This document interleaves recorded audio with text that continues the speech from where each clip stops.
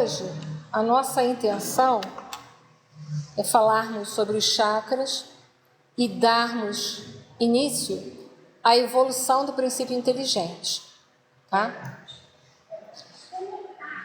As aulas anteriores, a gente falou que nós espíritos, nós estamos envoltos numa série de dimensões ou de campos vibratórios.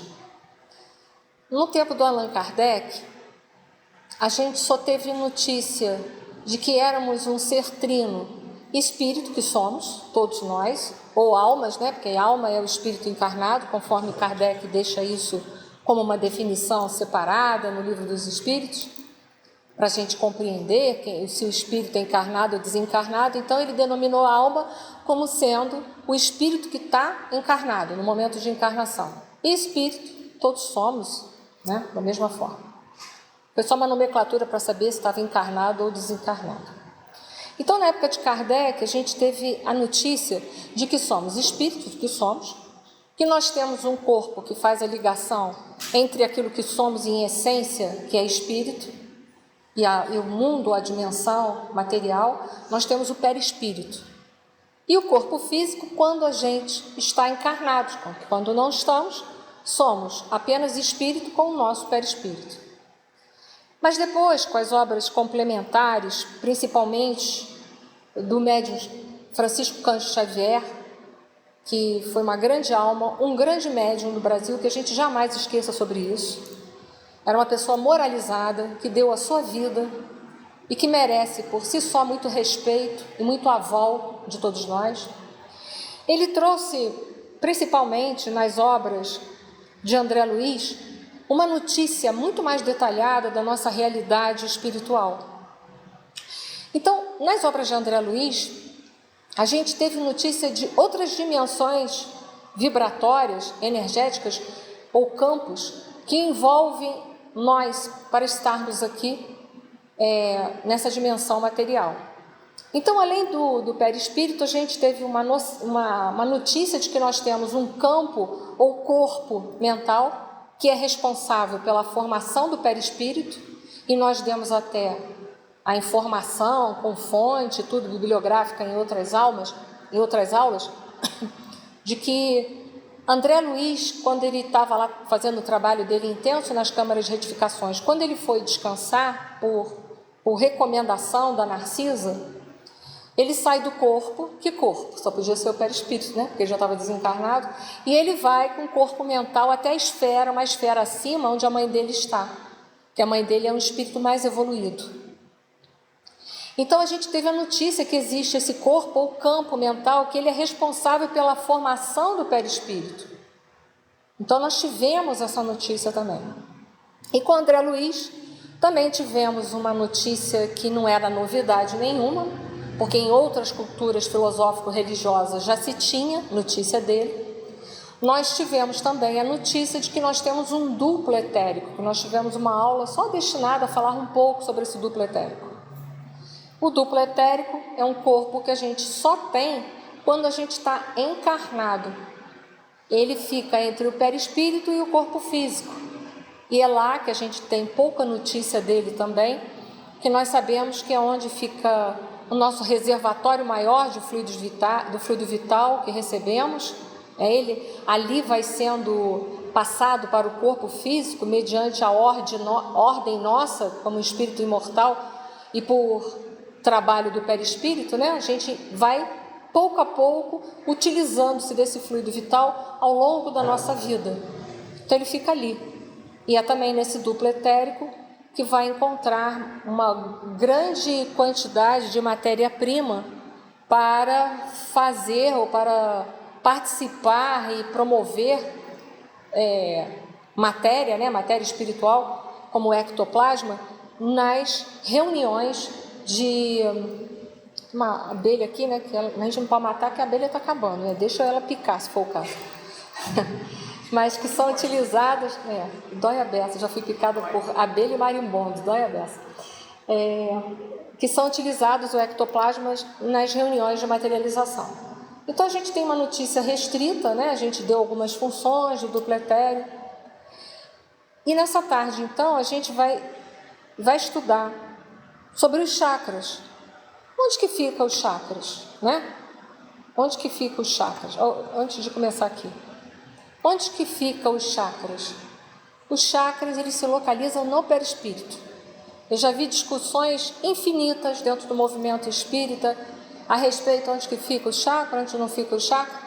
André Luiz, que foi o espírito que trouxe isso para nós, na sua obra Evolução em Dois Mundos, deixa claro e evidente no capítulo 2, onde ele vai chamar os chakras de centros vitais.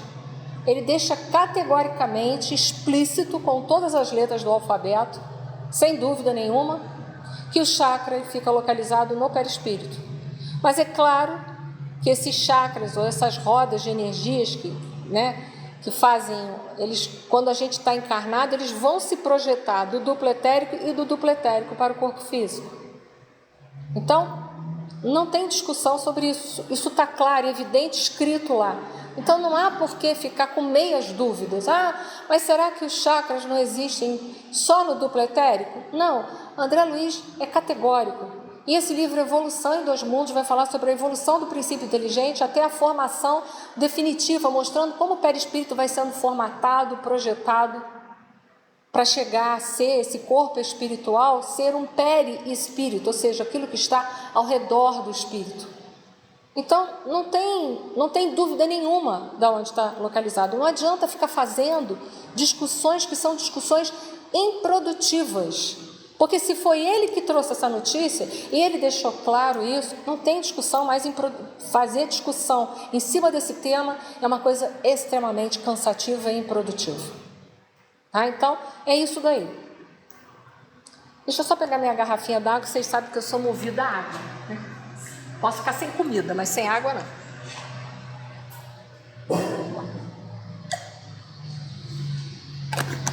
Muito bem. Isso é a introdução, mas eu quero fazer uma complementação da nossa última aula, que foi passe. Antes de eu iniciar propriamente a nossa aula de chakra, tem uma questão que ela é muito debatida dentro do movimento espírita também, é se eu posso dar passe à distância. Isso é uma outra discussão dentro da casa espírita, se eu posso dar passe à distância. Então, eu vou ler e vou explicar. Pela lógica, o fluido vital é matéria imponderável, sem dúvida nenhuma. A gente sabe que tudo deriva do fluido cósmico universal.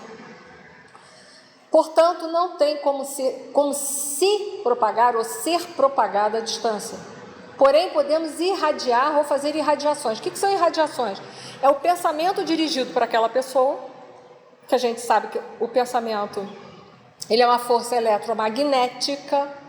Então, eu posso irradiar boas vibrações para alguém que está adoentado lá do outro lado do mundo, na China, no Japão, seja lá onde for, né? Na Austrália, onde a gente quiser, qualquer lugar. Isso eu posso e vai chegar até lá, porque é assim que se propaga o pensamento, é assim que se propaga a prece. A prece foi tratada no Evangelho segundo o Espiritismo, capítulo 27, dizendo como se propagava, como a prece, então, era capaz de chegar a um indivíduo que estava muito distante. E a gente sabe que ele se propaga pelo fluido cósmico universal, porque ele é uma força eletromagnética, ele é onda, ele precisa de um meio para ser propagado. Assim como o som precisa do ar para ser propagado. Se essa sala aqui não tivesse ar, eu poderia berrar que vocês não escutariam nada, absolutamente nada. Então, a gente sabe que é assim que funciona. No livro Mecanismos da Mediunidade, capítulo 10, chamado Fluxo Mental, André Luiz fala assim: toda partícula da corrente mental, nascida das emoções e desejos recônditos do espírito, que a gente sabe que a mente é matéria imponderável e que produz os pensamentos. Então, toda partícula da corrente mental, nascida das emoções e desejos recônditos do espírito, através dos fenômenos íntimos e profundos da consciência, se desloca produzindo irradiações eletromagnéticas. Então, as partículas do pensamento vão promover irradiações que vão ser propagadas à distância. Como é que é isso? Vamos pensar que a partícula do nosso pensamento, vamos usar uma linguagem figurada. É como se fosse uma pedra que eu estou deixando cair no meio de um lago. O que vai acontecer quando a pedra cair no lago? Vai fazer ondas, reverberações, não vai? Aquilo são ondas que vão se propagar para uma distância, não é assim? Se o lago estiver calmo, sereno, e eu jogar uma pedra, aquela onda vai longe, não vai? Aquela propagação. Então, é assim que o pensamento vai. Então, partícula ao se deslocar, imagina a pedra, né? Foi deslocada, ela gera onda. Toda onda precisa de um meio para se propagar. Qual é o meio que vai se propagar as nossas irradiações, os nossos pensamentos, a nossa prece para alguém? É o fluido cósmico universal.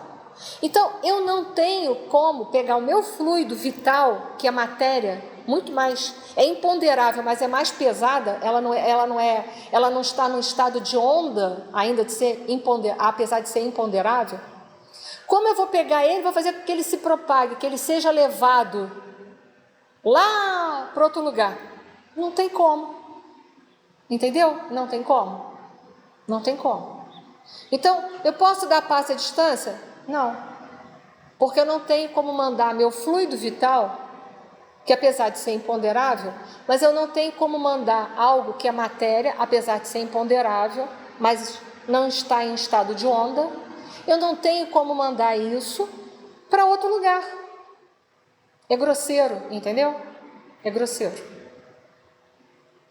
Mas eu tenho como irradiar pensamento para uma pessoa que está doente, enferma à distância, e a pessoa ser atendida? Tem. Mas o meu fluido não vai chegar em outro lugar, entendeu? É pesado demais. Apesar de ser matéria imponderável, é pesado demais, é matéria ainda. Não está no estado de onda, entende? Não está no estado de onda, está no estado de matéria. Tá? A matéria toda do universo, ela se manifesta de duas formas, segundo os cientistas, que é próximo daquilo que eu estou falando. Em estado de partícula, que é uma coisa sólida, ou em estado de onda. Digamos assim, apesar do fluido vital não ser matéria imponderável, ele ainda é matéria, então ele não tem como se propagar. Não sei se me fiz entender. Fiz? Então não adianta, a Jaqueline está aqui, eu preciso que você mande um passe para o meu filho que está em casa. Sinto muito, eu não tenho como fazer isso, nem dando passe nela, entendeu? Não tem. O máximo que vai acontecer ali é um momento de oração. É um momento de oração que vai chegar a pessoa, vai chegar, mas não o passe. Não o passe. Então não adianta eu posso fazer a técnica, mas entenda, eu estou dando passe em quem está ali recebendo. A pessoa que está lá não sei aonde, eu sinto muito, não vai chegar. Mas a minha prece pode fazer com que a espiritualidade superior se manifeste.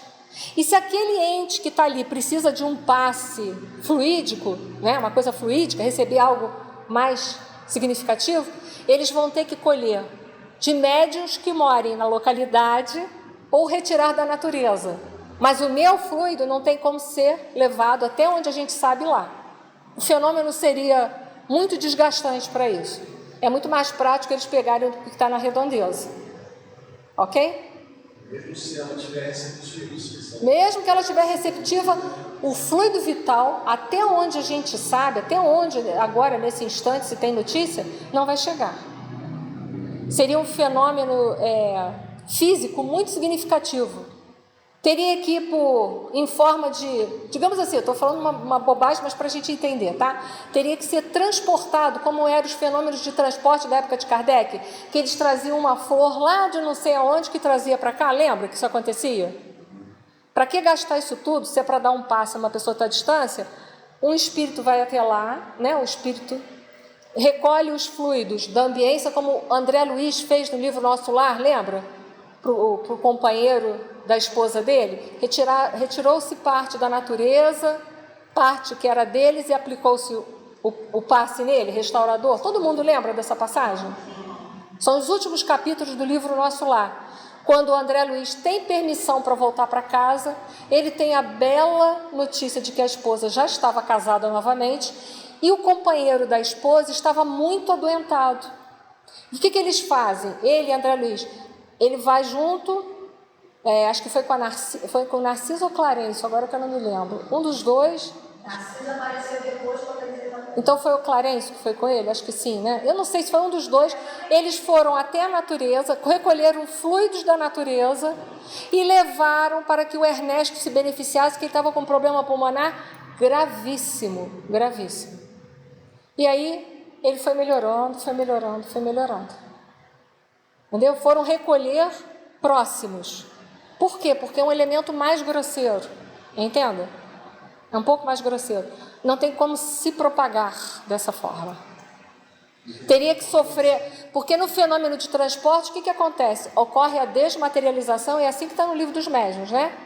Ele é desmaterializado e materializado de novo. Como é que eles fazem isso? Boa pergunta. Né? Então entenda, eu estou aqui, estou passando fluido vital para a pessoa que está lá em casa? Não, isso não. Mas eu estou irradiando que chega até a pessoa? Isso tá. Se ela estiver receptiva, melhor ainda, ok? Então, só para entender isso que, infelizmente, é uma prática feita por muitas pessoas ainda no meio espírita.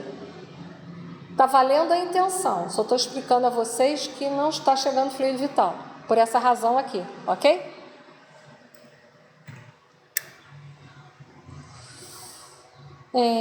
Ainda lembrando a questão do passe, o fluido vital se transmite de um indivíduo a outro. Aquele que o tiver em maior porção pode dá-lo a um que o tenha em menos. Em certos casos, prolongar a vida preste a extinguir-se, que são nos casos de moratória.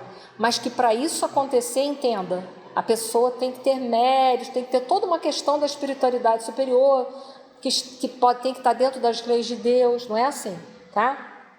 Então, aquele caso, a gente quando está bem, e a gente vai na casa de uma pessoa, a pessoa está mal, a gente, sem precisar fazer o ritual do passe, é igual a física, o potencial maior se desloca para o menor, não é assim? Você está passando de qualquer maneira a energia, entendeu? De qualquer maneira. Porque é física, o potencial maior se desloca para o potencial menor. É assim, é física.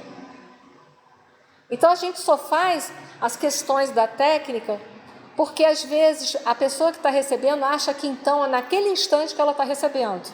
A gente tem que respeitar isso. Mas entenda, não há uma necessidade exata. Tá?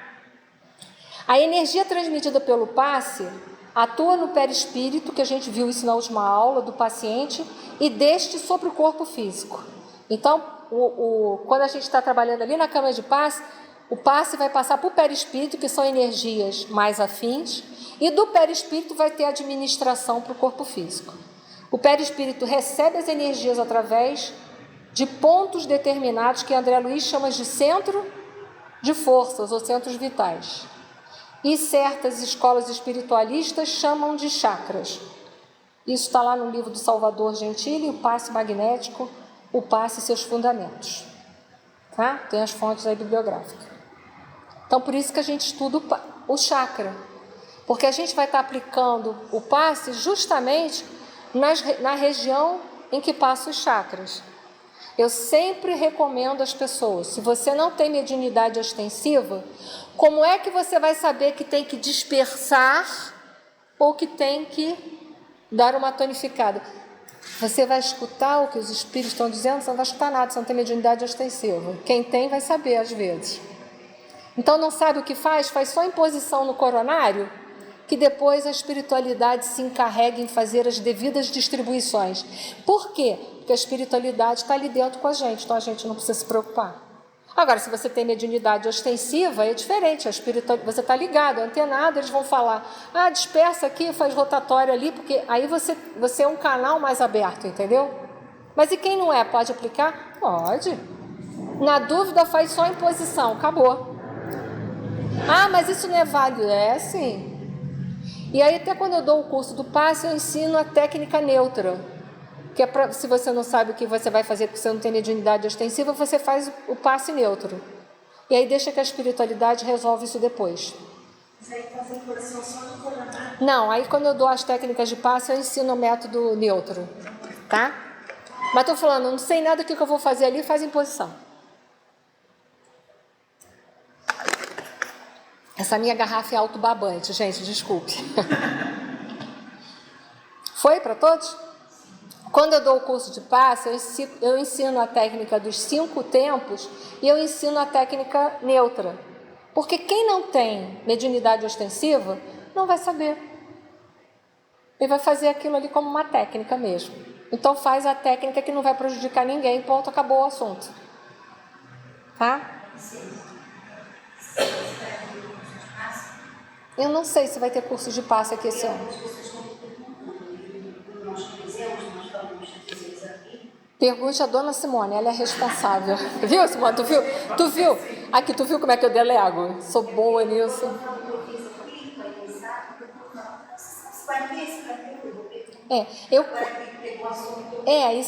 Não sei se vai ter ou não. Mas o que eu quero dizer a vocês é isso. Eu, quando dou, eu faço isso. Porque não adianta conhecer uma porção de técnica.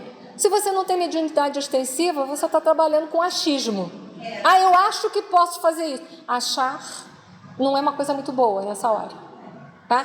Faz o neutro e deixa a responsabilidade de quem está vendo, que a espiritualidade está vendo, o paciente está escaneando ele. Deixa a espiritualidade distribuir, é melhor, que a gente não faz bobagem e não fica interferindo. Eu sempre falo que quem não pode ajudar já não atrapalhando já está de bom tamanho. É assim que eu penso. Faz o seguinte, tem uma lista ali da secretaria para botar o nome de quem tem interesse no curso de passe. A princípio, a gente tinha falado talvez em agosto, né? Final de agosto. Terminando esse curso aqui, junho, julho, aí passa para o curso de passe, que aí fecha o ciclo, né? Porque é um ciclo, né? Na verdade. É um ciclo. Então, assim, provavelmente agosto. Mas se puder deixar o nome na secretaria, no telefone, ajuda. Aí aproveita e deixa o nome de todos que estão interessados, para a Simone ter noção. Isso. Né? E Tá? depois eu vou entrar em contato com o canal. Agora sim nós vamos voltar para os chakras, que a gente já sabe que está localizado no perispírito. Não adianta fazer briga, que é duplo etérico, que não é, tarará, não adianta essa briga, tá? Briga improdutiva. Chakra é uma palavra em sânscrito, que significa roda ou disco giratório.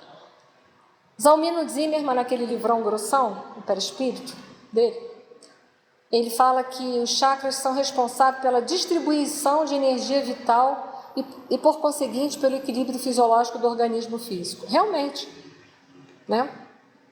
Os chakras que vão ser projetados através do duplo etérico e dele para o corpo físico, ele é que vai falar assim, olha, está precisando de mais fluido vital, envia mais para esse órgão, menos para aquele. Você está desgastando mais um, manda para mais aquele. Tem menos outro, menos o outro, entende? Ele que vai estar fazendo isso tudo. E a gente sabe que a gente gasta mais o fluido vital por muitas razões. Às vezes a gente se desgasta mais do que precisa, tem muito estresse físico e emocional, gasta mais fluido vital? Bem mais. Bem mais. Né? Então ele que vai fazer isso aí. O professor Jorge Andréa chama eles de relés ou adaptadores de energia, o que também está tudo certo. Ele é um adaptador de energia. Por quê? Porque se ele está no perispírito, o perispírito é matéria, mas é matéria quinta essenciada ou matéria não ponderável. Ele tem que fazer uma adaptação dessa energia para fazer contato com o corpo físico, adaptar, né? Porque o perispírito tem um potencial maior energético, de muita energia, então ele tem que fazer a adaptação dessas energias para quando chegar no corpo físico, não explodir o corpo físico. Que é tipo assim, o perispírito é a usina e o corpo físico é a televisão. O que acontece se você pegar a tua televisão e ligar direto lá na usina? Você pulveriza ela, acaba com ela, destrói, ela explode.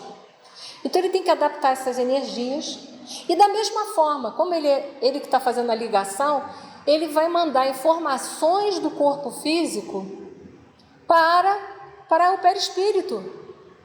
Então ele tem que fazer o quê? Pegar aquela energia que tem um potencial baixo, pequeno, e ampliar esse potencial para ele poder chegar até onde?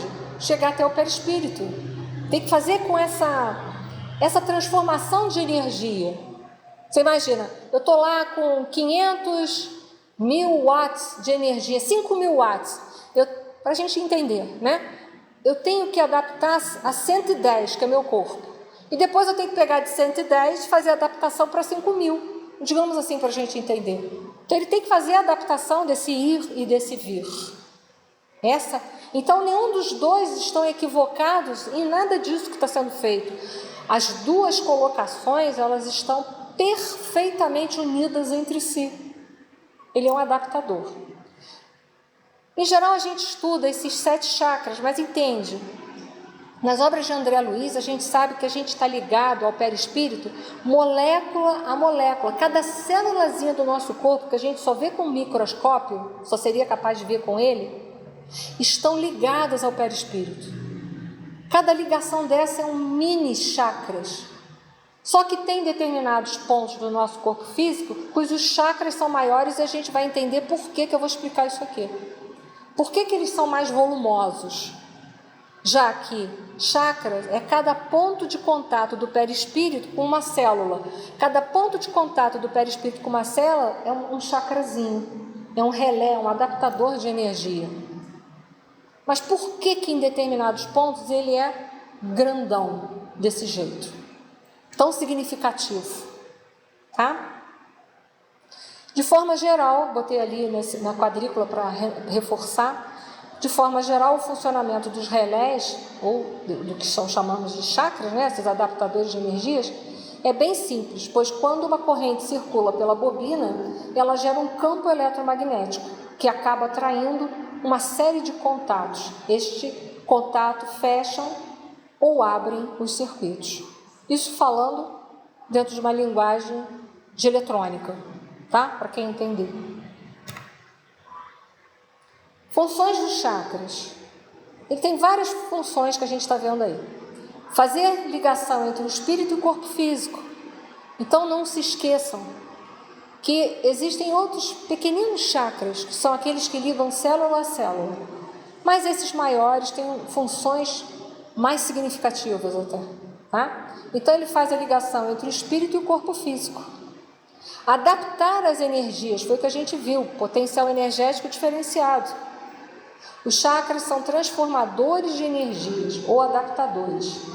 A energia, por sua vez, é traduzida por alterações hormonais, fisiológicas e, finalmente, celulares. Então, quando essas energias chegam no corpo físico, elas vão se manifestar através de fenômenos hormonais, de fenômenos fisiológicos e fenômenos celulares. Por isso que aonde temos chakras, temos plexos, que são amaranhados de nervos, e temos glândulas, e por isso não é por um acaso que eles ficam nas regiões onde ficam. Aonde ficam a gente vai ver, tem amaranhados de nervos, que são, né, células nervosas, e tem glândulas juntos naquele lugar. Então, ele se manifesta na periferia, ele deságua na periferia através de órgãos especialíssimos, de estruturas especialíssimas, que são os nervos, ou o sistema nervoso central, e também as glândulas. Todas elas são de suma importância para o metabolismo do nosso corpo, para a harmonização do nosso corpo, a qual a ciência, a fisiologia chama isso de homeostase. É de suma importância. Outra função do chakra: absorver fluido vital e distribuí-lo pelo corpo físico. Ou seja, o chakra ajuda no fluxo de forças vitais para os diferentes órgãos do corpo. Então vamos dizer que a gente está muito cansado. Eu vou agora falar como um acupunturista. E eu estou muito preocupada. A preocupação afeta muito o baço. Não sei se vocês sabem disso. Então a pessoa vai ter muito cansaço. Ela pode ter problema no sistema de imunidade dela, porque o baço também tem uma relação com a função de imunidade, com as células de proteção, as células T. Então, quando eu estou muito preocupada, eu fico muito cansada, eu fico sujeito a resfriados. Um exemplo, né? Fico sujeito a resfriados. Então vamos supor que eu estou nesse momento da minha vida. O que vai acontecer? Vai vir mais fluido vital, por exemplo, para esse órgão. Um exemplo, né? A coisa é muito mais vasta do que isso, mas só para a gente setorizar e entender, né? Se eu estou muito angustiada, onde que está a angústia? Aqui, né? Coração. Estou angustiada. Então, às vezes a gente tem até palpitações, não tem? Então, nesse momento, que eu estou nesse momento da minha vida, vai vir mais energias para o chakra o quê? Cardíaco, para harmonizar as funções cardíacas. Se eu estou num momento de muita dificuldade, de muita tristeza, onde que vai afetar? Pulmão. Pulmão é o órgão da tristeza. Então, eu vou estar triste, acabrunhada. Então, vai vir mais para o chakra cardíaco, que tem que distribuir tanto para o coração quanto para o pulmão. Vai vir para cá, aqui também temos o timo, que também é responsável por célula de defesa, outro lugar responsável pela imunidade. Né? Então, aí deixa a gente cansado, porque o pulmão também deixa cansaço. O pulmão também vai estar responsável pelas funções imunológicas. Então, porque aqui tem todo um sistema interligado, aí eu fico muito suscetível a resfriados, estou triste, estou surumbático para baixo, vendo o mundo com lentes escuras. Então vai vir mais fluido vital para onde? Para essa região, para tentar me salvaguardar. Não é assim? E aí vai. Estou só dando uns exemplos para a gente entender o que acontece com isso daqui. Então tem uma glândula aqui, timo, que ela é responsável pela formação das células de defesa. Então, por isso que a gente fica suscetível, se está muito triste, está muito para baixo, né? Então, também o fluido vital vai agir ali. Então, tem uma glândula e tem um órgão. Olha aí, interessante. E tem uma coisa que a gente vai ver que são plexos também. Mas vamos chegar lá. Outra função dos chakras. Promovem percepções psíquicas ou espirituais diferentes. Exemplo, o frontal está ligado à vidência. Quando a pessoa tem uma faculdade de vidência, médium de vidência, o chakra frontal dele é muito utilizado naquele momento. Assim como o médium, que é de incorporação, que a gente chama de incorporação, vulgarmente incorporação, mas se chama a mediunidade de psicofonia. Vai afetar a parte do chakra laríngeo, mas também mais tarde vocês vão ver que o gástrico, dependendo se for obsessor, se for espírito superior, mais superior, cardíaco. A gente vai ver isso aqui daqui a pouco. Mas ele é responsável por essa questão também do nosso sexto sentido, que é chamada a famosa mediunidade. Para relembrar, mas eu acho que isso é muito já conhecido de todos, né? Isso aqui de cima é o coronário, o frontal, o cardíaco, o laríngeo, o cardíaco, o gástrico, o esplênico, mais aqui lateralizado para a esquerda, tá? Pouquinha coisa. E aqui na área genésica, nós vamos ter o genésico, ou alguns chamam de básico, né? Chakra básico, enfim, mas vai ser lá, tá? Nós vamos ver que eles têm colorações diferentes, porque as vibrações desses chakras estão diferentes. Nós sabemos que os chakras cardíaco, laríngeo, frontal e coronário estão mais relacionados às questões superiores da vida espiritual. Já o gástrico, o esplênico e o genésico, mais a vida material. Então, eles têm colorações diferentes. Então eu devo detestar o vermelho? Claro que não. O que é isso? Por que eu tenho que detestar vermelho? Vermelho faz parte, é cor. Ela não é boa nem negativa, é o que a gente faz dela. Né? Então, vamos lá. Em geral é 7, mas tem alguns que consideram um, que é o humeral, que é aqui na escápula, fica aqui assim, para os médiuns que psicografam. Mas a gente tem muito mais chakras do que isso, né? Nós estamos falando aí daqueles que são mais significativos, tá? Mas como eu disse para vocês, cada célula, cada ligação é um chakra, imagina quantos que a gente não tem. Mas nós estamos falando dos maiores, tá? Aí tem uma visão nessa foto, uma visão lateral dele.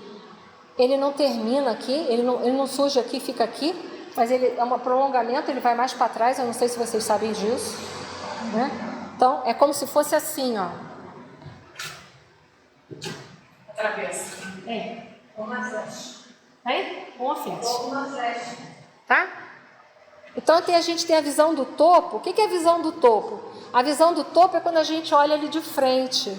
Interessante, né?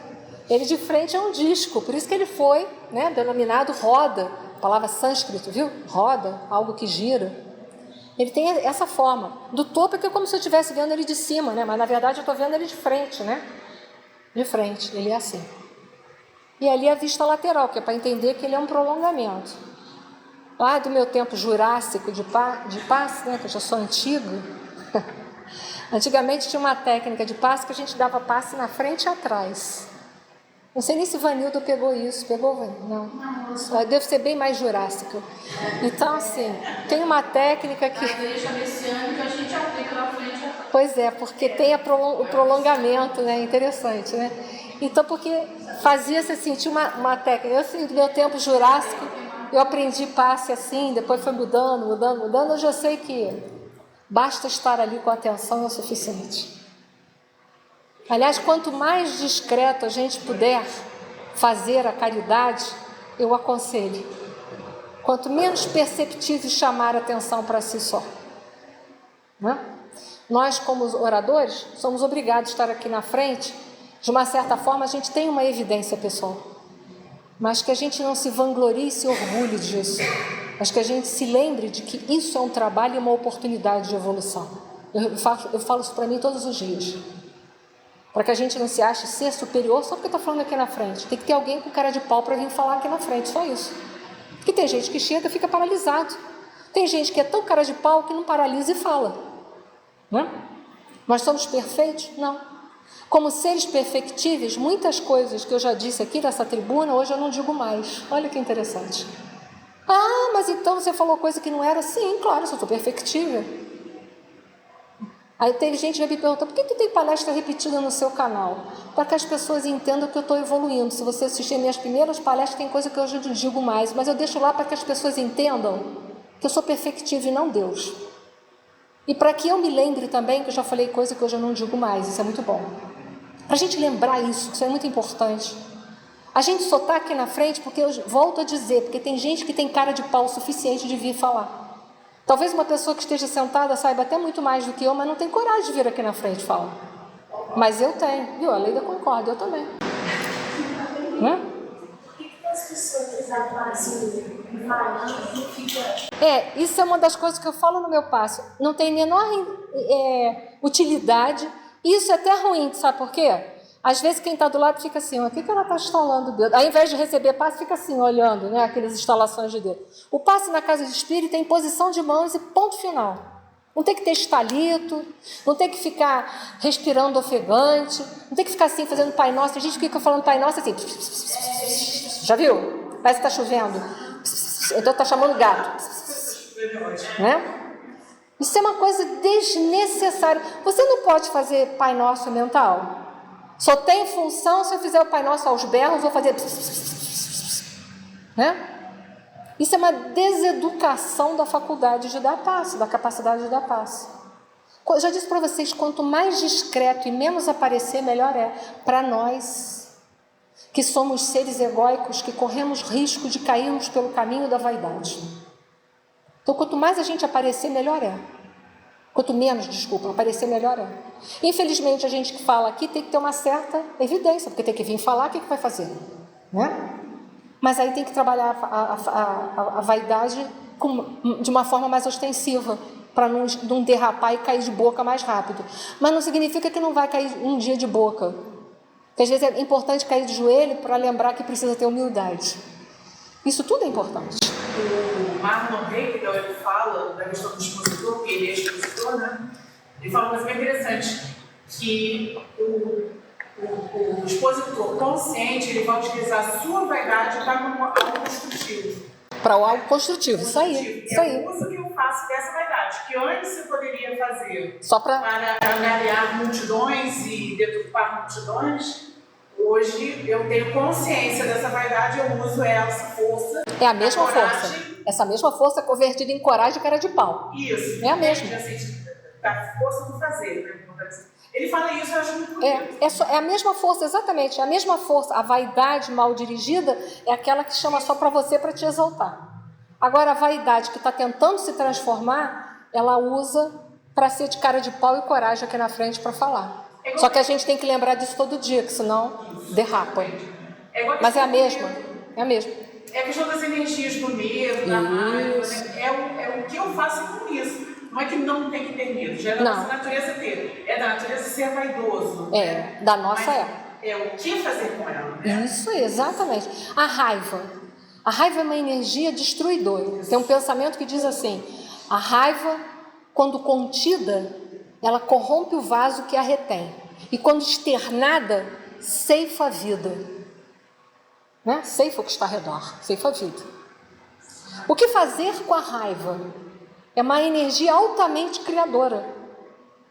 Você pode converter a raiva para a arte, para o trabalho. Vou dar um exemplo.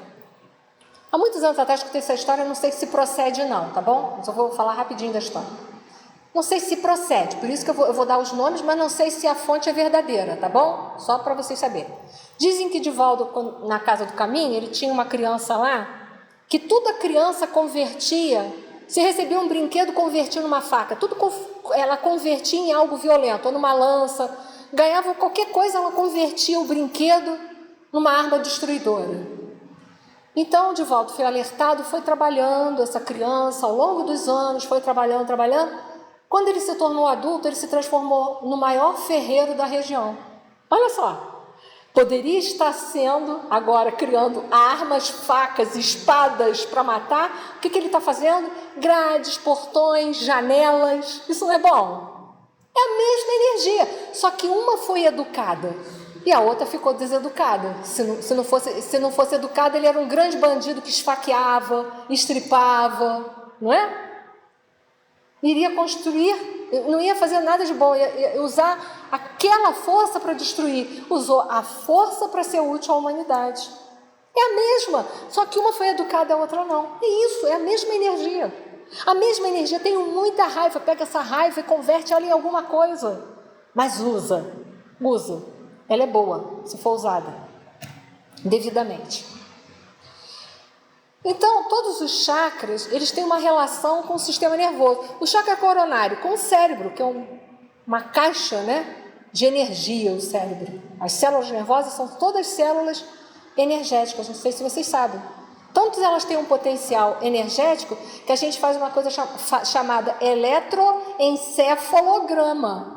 Sinal que as células do cérebro têm energia, né? Senão não seria eletroencefalograma. Você captar que potencial energético de eletricidade se ele não teria, né?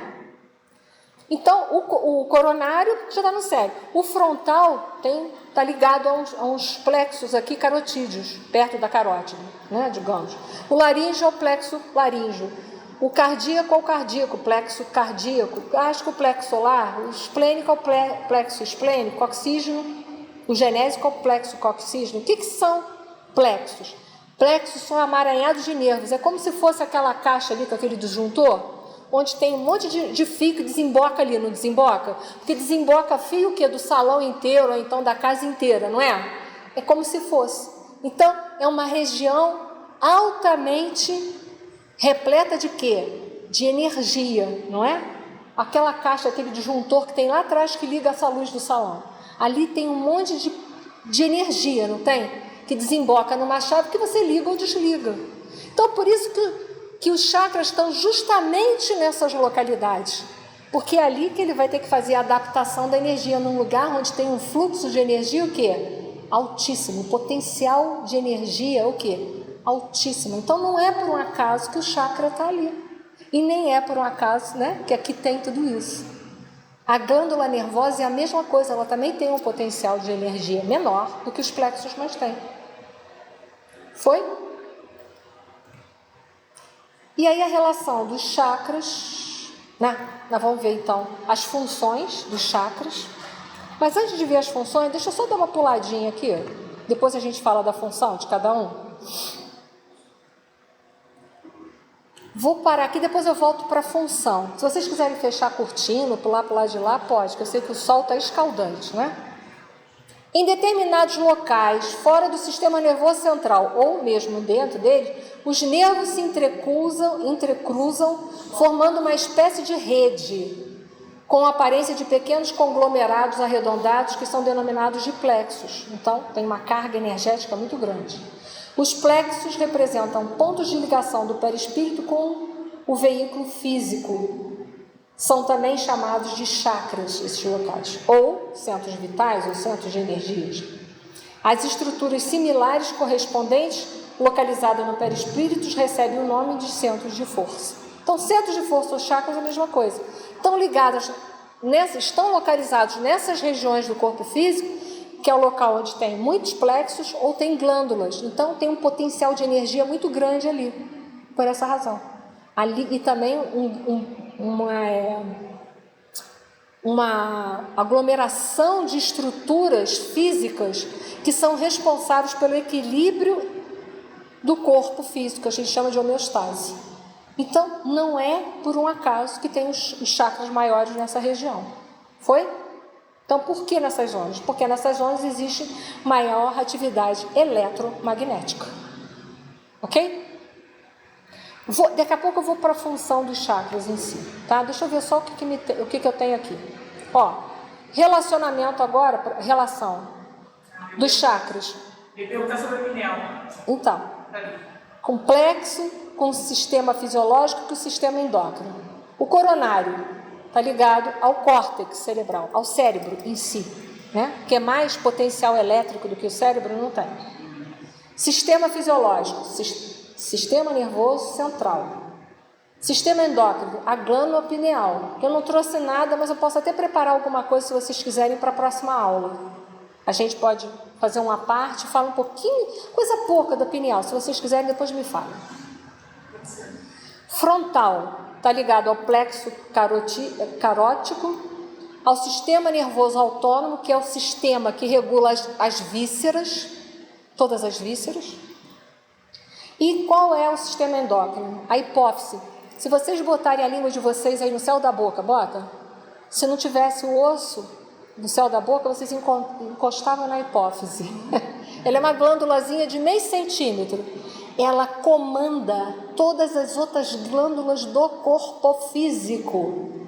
Ela tem meio centímetro, tá? Meio. E ela faz isso tudo. Laríngeo. Está ligado ao plexo nervoso chamado laríngeo. Sistema fisiológico, respiratório e fonação. Endócrino, tireoide e paratireoide. Cardíaco, plexo cardíaco, tá? Ligado ao sistema circulatório, circulação de sangue, o coração está ligado à circulação de sangue. Se o coração é uma bomba, se ele parar, não tem sangue para lugar nenhum, tá? Qual é a glândula que está ligado ao timo, que eu já falei um pouquinho para vocês, está relacionado à parte de defesa orgânica, de células de defesa, série branca. Esplênico, ao plexo nervoso esplênico. Sistema fisiológico, hemático, ao sangue, tá? Formação de sangue. Sistema endócrino, as suprarrenais, são glândulas que ficam em cima do nosso rim. Gástrico, está ligado ao plexo nervoso solar, amaranhado de fios, né? Sistema fisiológico digestivo, que interessante, porque quando eu como, eu não absorvo só nutrientes físicos para esse corpo, mas eu também estou absorvendo o fluido vital, porque a comida, parte do fluido vital, a gente não absorve também parte reabastece de fluido vital pela nossa alimentação, não pode ser reabastecido também pela alimentação. Então, o estômago faz uma função importantíssima ligado ao plexo, vai captar o fluido vital que tem nos alimentos. Olha que interessante. Sistema endócrino ligado ao pâncreas, porque pâncreas é uma glândula mista. Parte dela faz parte do sistema digestório e parte dela vai liberar hormônios como a famosa insulina que o diabético não tem. Tá? Genésico, está ligado ao plexo nervoso coxígeo, está ligado ao sistema fisiológico, ao reprodutivo, sistema endócrino, as gônadas, na mulher os ovários, nos homens os testículos. Foi? No sábado passado, a gente estava num encontro de evangelizadores para a infância e juventude lá no CERJ, nessa hora. Aí de manhã quem fez a abertura do evento foi o André Pegueiro. Aí ele falou exatamente o que você está falando. Ele falou que o que a gente come, ele falou do meio ambiente, não começa do lado de fora, porque cuidar do planeta já está começando errado.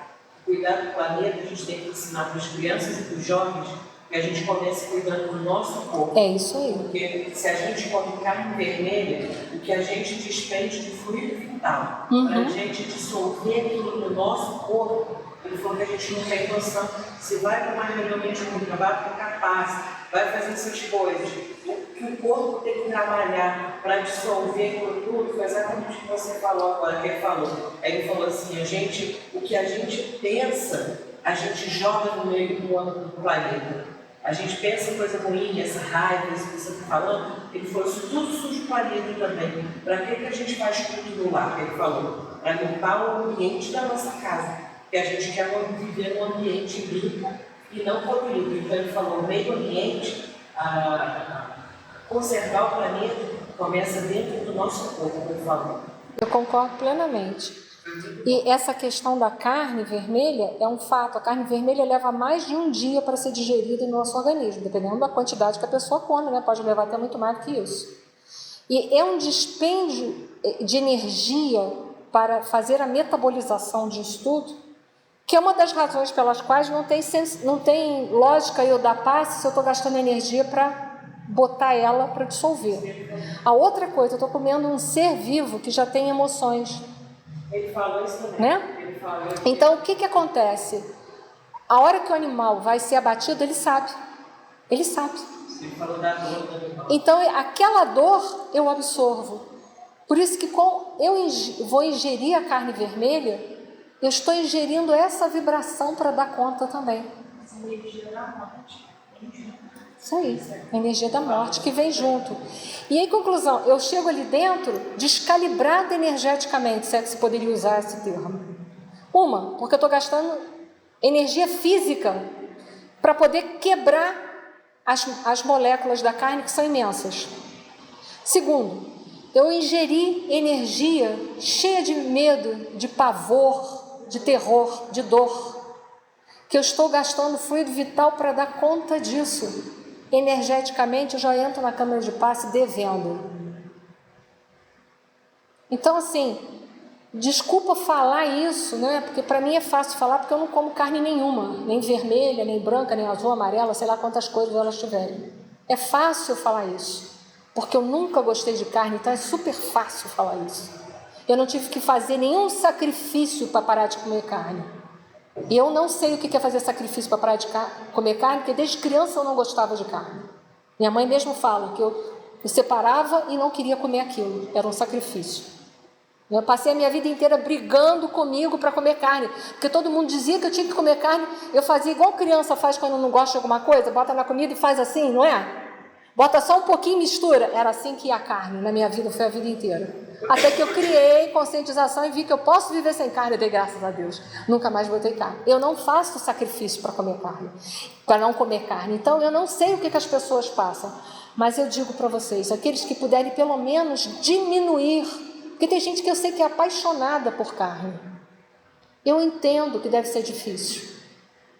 Mas aquele que puder diminuir, façam isso por si, façam isso pelo nosso irmão animal, façam isso pelo planeta. Quem puder diminuir a ingestão de carne, quem puder. Então eu digo assim, hoje eu não como mais nenhuma, não como mesmo, não tem problema, vocês podem me convidar para comer. O pessoal fala assim, mas e aí o que você come? Tem gente que me pergunta, eu como tudo que todo mundo come, menos a carne, como arroz, feijão, verdura, legumes, isso não é o que todo mundo come. Isso é fácil de fazer. Então aqueles que puderem, pelo menos diminuir, eu não posso parar de comer porque eu sou apaixonada, beleza, não vá dar passo pensando no bife, come o seu bifinho, mas come um pedacinho só. Deixa para comer mais no dia seguinte, ou come só no dia seguinte, não come no dia que vai dar passo de preferência. Né? Você não precisa parar, diminui a ingestão, que já está ajudando. Então é fácil, vai ser fácil se fizer assim. E um dia que puder parar de comer, é uma ajuda para a gente, é uma ajuda para o planeta, é uma ajuda para o irmão. E está resolvido. Tá? Então vamos lá, chakras em relações à mediunidade. A gente também já deu uns exemplos, não deu? O coronário, ligações das energias com o espírito e com o corpo. Daqui a pouco a gente vai ver. É a nossa ligação direta. Nossa, que eu digo, é espírito com o mundo material. Tá? Tanto que aqui tem a glândula pineal, ela é chamada a glândula da vida espiritual. O frontal está ligado com a questão de vidência e audiência. Laríngeo, com a psicofonia, que a gente chama mediunidade de incorporação. Tá? Então pode ser usada por mentores ou outros que não são mentores. Mas aí quando não é mentor, vai fazer a ligação com o chakra gástrico. Tá? Por exemplo, uma reunião de desobsessão, os espíritos obsessores, eles são ligados aos chakras. É comum um médium relatar: estou sentindo o meu chakra. Tem gente que sente até um pouco de enjoo ou um pouco de mal-estar gástrico, dependendo da entidade, se for muito pesado. Posso fazer uma pergunta? Com Sim. relação a essa ligação com o obsessor, é por conta esse chakra, então, especificamente, ele seria mais denso? As energias são mais relacionadas à terra, lembra que eu falei para vocês? Sim. O gástrico, o esplênico Isso. e o genésico tem uma relação mais com a terra, com a nossa vida aqui nessa dimensão. Você vê gástrico, eu preciso comer, né? Preciso beber, preciso de formação de sangue, preciso, né, de energia de procriação para manter a espécie. Entende? É mais ligado a isso. Mas entenda, a base da mediunidade é a mente. A primeira ligação é a mente. Aí depois desse processo de ligação é que vai ter a ligação do perispírito com os chakras para sair o produto final de ser o intermediário entre duas dimensões. Primeira coisa, você liga a mente à mente. São dimensões que não são materiais, são dimensões extra-materiais, fora da matéria. Depois é ligado isso ao perispírito, por isso que o perispírito tem que estar formado. Lembra da última aula de magnetismo? O nosso perispírito é, né, um corpo altamente ferromagnético, lembra? E finalmente, para ser externado aqui nessa dimensão, o corpo físico tem que estar estruturado para isso também. Porque ele vai ter que aguentar determinadas coisas que um outro corpo não vai ter que aguentar, que não vai ter que passar. Que é essa influência mais ostensiva da vida espiritual. Então o corpo também tem que vir preparado, né? Está radicado, está enraizado, ancorado no organismo, na mediunidade. Então o corpo tem que estar preparado como instrumento que ele é também nessa hora. Então é nesse sentido. Então você vê, se é uma psicofonia de um mentor, beleza, mais para cima. Se é uma psicofonia que tem que receber um irmão que está em sofrimento, um obsessor, um sofredor, um espírito endurecido, bom, aí já é junto com esse daqui, o gástrico. Que aí a coisa é mais pesada, a vibração.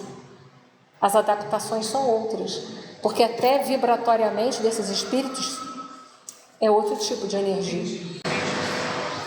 Mas isso não tem a ver com a conduta moral do médico. A manifestação, o bom uso da mediunidade, ele está vinculado ao processo de moralização. Lembra o que o Emmanuel falou para Chico? Disciplina, disciplina e disciplina. O bom uso da faculdade mediúnica requer muito autoconhecimento e reforma íntima. Porque o médium, ele é médium, mas ele pode ser para o bem ou para o mal, não é? Ser usado pelos bons espíritos para promover a sua elevação e ajudar como instrumento de caridade para as pessoas, ou ele pode servir como uma faculdade para obsessores, dirigir, comandar, prejudicá-lo, não é isso? O bom uso da mediunidade requer autoconhecimento e reforma íntima. A faculdade mediúnica não guarda relação com o desenvolvimento moral de médiuns. O uso dela, a qualidade desse uso vai ser dada pelo bom desenvolvimento moral do médium. É aí que modifica tudo. Podemos ter médiuns altamente ostensivos que deixam a desejar. Lembra da senhorita Júlia, da Revista Espírita? Que foi chamado um grande magnetizador, tinha um potencial magnético imenso. Mas por que ele não conseguiu ajudá-la? Porque a qualidade dos fluidos emitidos estava mais para ajudar o obsessor do que ela. Quando Kardec chama um médium menos ostensivo, consegue ajudá-la muito mais. É aí que muda. Pergunta de quem não tem mediunidade ostensiva, né? Na hora da manifestação mediúnica, por exemplo, como é que a leiga que está ouvindo, como é que eu estou entendendo? Que a primeira comunicação ela é mental, né? Tem essa percepção mental. É sempre primeiro mental. É o primeiro, exatamente, a porta de entrada, né? Isso. Se for um espírito elevado, eu vou sentir fisicamente uma ótima vibração. Uma vibração, exatamente. Maravilhoso. Então eu já vou sentindo aquele reverberio de corpo. Se eu vou dar uma passividade mais de um espírito mais que está precisando de ajuda, vamos dizer assim, ok, um espírito em sofrimento. Eu sinto no corpo diferente. O sofrimento dele, em geral. Independente do que for órgão, tipo assim, né? Se for a emoção dele. Sofrimento moral. É sofrimento moral. Então, vamos supor, se ele está altamente triste, você imediatamente sente uma tristeza muito forte. Mas ao mesmo tempo também fisicamente eu vou sentir. Fisicamente eu vou ligar, eu vou sentir uma ligação, que ele vai ficar diferente. Esse plexo vai, né? esse chakra vai ficar diferente. Entendi. Ele pode até nem incomodar muito, mas você vai sentir que tem algo ligado. Pelo menos ligado você vai sentir. Talvez você não sinta desconforto, mas você vai sentir que está ligado. E aí você vai captar a emoção dele. Se ele vem com muita raiva, muito ódio, um espírito endurecido, você vai sentir muita raiva e muito ódio. Aí é que vai a educação da mediunidade.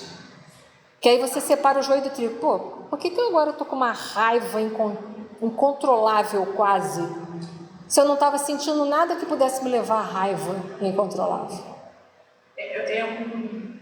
Na verdade, é preciso desenvolver o autoconhecimento nesses três métodos. Né? A mente, o que eu estou pensando, o que passa na minha mente. O que é seu, o que não é? Exatamente. O que se passa nessa mente, eu tenho que estar vigilante. Sim. Quando eu sou invadida, né? Porque é esse Sim.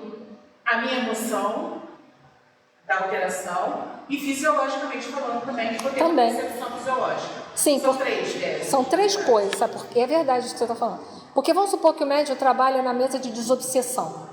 Isso. O que ele vai receber primordialmente na mesa de desobsessão? Espíritos obsessores, endurecidos, que vêm com raiva, com ódio, com tudo que é ruim que ele puder dentro dele. Né? Em geral, os médios psicofônicos que trabalham nessas mesas de desobsessão, eles já ressentem, às vezes até um dia antes ele já não está muito bem, fisicamente ele já sente um mal-estar. Aí ele tem que entender, ele vai pensar, será que eu estou ficando doente? Aí que ele tem que se conhecer muito.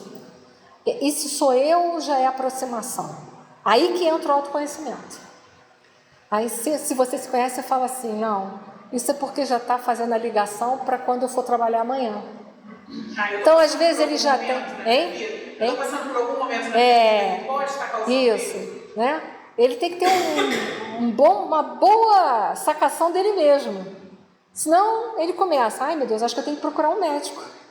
Tem a reunião de desobsessão, ele vai incorporar o espírito que está ali em processo de sofrimento e depois ele vai para casa, cadê aquele mal-estar?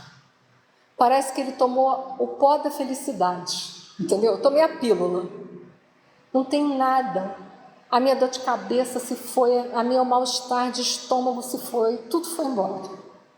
Parece que ele tomou uma pílula da felicidade. Ele vai embora para casa assim. Então ele tem que ter um conhecimento dele. Isso é meu ou se não é? Entrar em processo de oração, porque é o trabalho dele, não é? Fazer isso. Quanto mais ele está em processo de oração, essas sensações são mais amortecidas, mas sempre ele vai sentir alguma coisa diferente. É um cara esquisito. O médium é uma pessoa esquisita, literalmente. Então, ele vai sentir alguma coisa. Às vezes não sente muito, mas ele fala assim, já vi que tem alguém que se aproximando. Às vezes não chega a um mal-estar físico, mas é aquele, sabe, incômodo. Você está ali, tem alguma coisa esquisita em você. E você vai trabalhar e quando você sai de lá, aquele caso, parece que você tomou a pílula do cura tudo. Acabou. Por quê? Porque era a aproximação da entidade. Então ele vai ter uma alteração de humor, ele pode ter, uma alteração fisiológica, porque como eu disse, pode ter uma dor de cabeça, uma dor de estômago, até um pouco de diarreia, às vezes, dependendo, assim, um mal-estar gástrico, não chega uma diarreia, mas as fezes podem ficar até mais pastosas, enfim, um mal-estar, né? Ai, será que eu estou com virose, né? E se ele se conhece, ele sabe, não, isso é até amanhã de noite.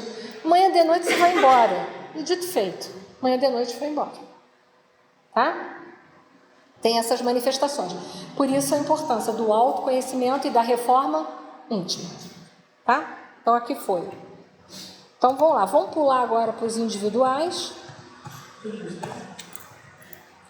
Individuais. Centro coronário, palavras de André Luiz, isso está em Evolução em Dois Mundos. Eu não botei aí, mas está lá, capítulo 2. Situado na região central do cérebro, é a sede da mente. Lembra que a mente aqui que ele está se referindo não é corporal. É a nossa mente que é extrafísica. Para nós, a mente é extrafísica. Ela não está relacionada ao cérebro. O cérebro é só um instrumento da mente, tá? Sede da mente. É ele quem assimila os estímulos do plano superior e orienta a forma, o movimento, a estabilidade, o metabolismo orgânico e a vida consciencial da alma encarnada, ou forças determinantes do espírito, e as forças fisiopsicossomáticas organizadas. Ele, além de retransmitir à vontade os sentimentos, as ideias e ações do espírito ao corpo, coordena a função dos demais centros vitais. Então, além dele ser o chakra que liga a gente ao corpo físico, eu digo a gente porque nós somos espíritos, né? Então, além dele fazer essa ligação, ele vai coordenar os outros chakras. Hierarquicamente, ele é superior a todos os chakras. Então, se eu estou ali na câmara de passe, eu não sei nem o que eu vou fazer, faz imposição no coronário e deixa o resto. A espiritualidade resolve o funcionamento, o próprio chakra vai fazer a distribuição adequada. Na dúvida, não façam besteira. Na dúvida. Tá? Centro cerebral, que está relacionado ao chakra frontal. Contínuo ao coronário, porque eles estão todos ligados entre si, tá? São todos ligados entre si. Ele governa o córtex cerebral, controla a atividade das glândulas endócrinas e administra o sistema nervoso central e periférico. Tá? Administra o sistema nervoso central e periférico. Claro, no comando de quem? Do coronário. E acima de tudo de quem? Nós, que somos os donos e os responsáveis desse corpo. Aliás, nós não somos donos, nós somos depositários desse corpo, né? Nós não somos proprietários desse corpo. Ele nos foi emprestado para a gente evoluir aqui. Então, ele vai coordenar todas as glândulas endócrinas. Disso que eu disse para vocês, no frontal está ligado à hipófise, que é uma glândula de meio centímetro, que coordena todas as funções fisiológicas das outras glândulas. Olha que coisa fantástica. Tanto que quem tem que retirar a hipófise tem que tomar um punhado de comprimido de manhã, de tarde e de noite para fazer as funções dela. Porque ela regula todas as outras glândulas endócrinas.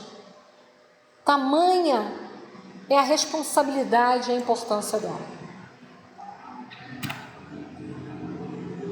Centro laríngeo, aqui ó, situado na região da laringe, controla a respiração e a fonação. Está ligado aqui glândulas. A tireoide, que regula metabolismo do corpo. O que regula o metabolismo do corpo? Eu vou falar agora a linguagem dos homens. Um carro estiver muito acelerado, quando a gente liga, ele fica... Está menos acelerado, ele fica tec, até a gente acelerar e andar, não é assim? Ela faz essa regulagem. Se o carro está desregulado, está muito acelerado. Quando liga, ele fica muito acelerado, eu não estou com o pé no acelerador e ele está acelerado. E não deveria, né? Não deveria. Gasta mais energia, gasta o quê? Combustível mais. O carro tem que estar regulado. Nem muito acelerado, nem pouco. E tem as paratireoides, que são responsáveis pela distribuição de cálcio pelo organismo afora. Então tem uma relação com os ossos também. Centro cardíaco. Além de dirigir a nossa emotividade, ele vai dirigir a circulação de sangue pelo corpo. Vai fazer vai levar sangue, né? Ele é uma bomba, ele vai levar sangue a todos os cantinhos do corpo. Ele vai levar lá. Mas ele é responsável pela emotividade. Quando a gente está muito angustiado, está muito ansioso, a gente pode ter palpitação. É aquele dia que a gente está com ansiedade. Parece que o coração está assim. Às vezes o coração nem está assim, né? Mas parece que está. Ou quando às vezes o negócio já está tão grave que fica assim mesmo fisicamente. Aí a pessoa tem taquicardia. E acaba tendo que tomar remédio para controlar as funções cardíacas. As emoções. As emoções que podem ser tóxicas ou emoções que podem ser salutares. É aquilo que a Simone estava falando ali. O que a gente joga para a vida? A gente reclama da poluição, das indústrias, da tecnologia, mas o que eu produzo com o meu pensamento de poluição espiritual?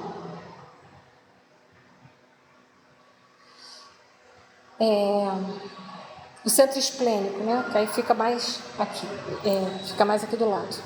Situado ao nível do baço, é esse aqui, tá? Eu pulei ali uma ordem. Fica aqui situado ao nível do baço. Dirige todas as atividades relacionadas ao sistema hemático, principalmente a um grupo de células de defesa, a um grupo de células brancas que defende o nosso organismo de vírus, de bactérias, etc. e tal. Tá? Centro gástrico, responsável pela digestão e absorção dos alimentos. Me veio a dúvida sobre o esplênico. Quando você faz, você pode ficar sem o baço. Pode, sem o baço físico. Sim, eu ia falar, esse chakra, no caso, não pode ficar no perispírito, né? Mas talvez com menos potência, com menos.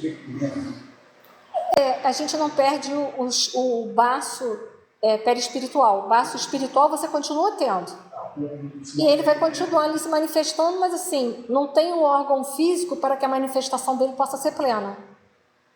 Né? Porque se você retirou o baço, a manifestação plena dele, plena, ele não vai ter, porque você retirou um baço. Todo mundo diz que não é importante. Mas imagina se a gente teria alguma coisa no corpo que não fosse importante. Mas a gente vive sem isso, porque as funções dele energéticas continuam nos equilibrando. Porém, né, ele não tem como se manifestar mais na periferia de uma forma mais ostensiva. Ostensiva não. Porque o órgão que ele está ligado foi retirado. Porém, perispiritualmente você continua tendo. Tá? É quem tira a vesícula. Não tem a vesícula física, mas você tem a vesícula espiritual. É interessante, né? Eu sou acupunturista. Aí quando eu vou trabalhar, eu falo assim para a pessoa, você está com um desequilíbrio energético na vesícula, não posso, não tem mais ela. Você não tem ela física. Mas ela energética está aí em potencial, promovendo o desequilíbrio ainda. Então, é preciso trabalhá-la e é trabalhado para se equilibrar. Tá? Centro genésico. Dirige os processos relacionados aos fatores genéticos, né, de reprodução, de passagem de células, DNA, RNA, vai para aí fora. Bem como as forças criadoras, tanto para o trabalho como para a associação entre as almas. Porque o sexo, a gente que está tendo aula agora do livro No Mundo Maior, que a gente já falou um capítulo só sobre sexo, o sexo é uma energia criativa, que é utilizada, que é muito canalizada, na grande maioria de nós, ela fica só canalizada para os órgãos sexuais enquanto a gente está aqui encarnado. Então ela é muito usada, em geral, por nós, ou para procriação, para a massa, né, de uma forma geral, para procriação ou para ter prazer físico. Mas as energias sexuais são energias criadoras, que podem ser canalizados para as artes, para as ciências, para tudo isso, porque ela é uma energia criadora. Então, necessariamente, ela não é só para fazer filho ou para ter prazer físico. Não é que a gente está sendo puritano, ninguém mais pode ter prazer físico. Pelo amor de Deus, eu não estou dizendo isso. Eu estou falando do uso desequilibrado de uma energia. Mas o prazer também é divino. Mas eu estou falando de algo mal usado. Como comer muito é usar mal as energias gástricas, não é? Comer pouco também. Então entenda, a força sexual ela pode ser canalizada para outras coisas. Ela não precisa necessariamente ser direcionada só para as forças genésicas, para fazer filho ou para ter prazer físico. Ela pode ser usada para a ciência de uma forma geral, para as artes, para tudo. Tá? Ela é uma energia criadora. Foi? Muito bem. Vimos tudo isso, certo?